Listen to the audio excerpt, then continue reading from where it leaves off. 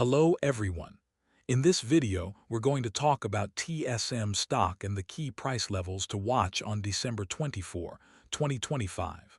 In the previous trading session, the stock formed a bearish candle. The first key support level is $275.50.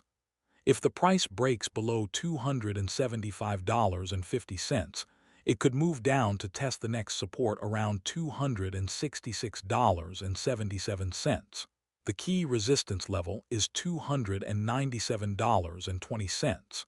If the price breaks and holds above $297.20, it could move higher and test $310.10.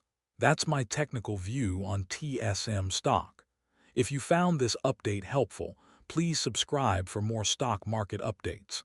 This video is for educational purposes only and not financial advice.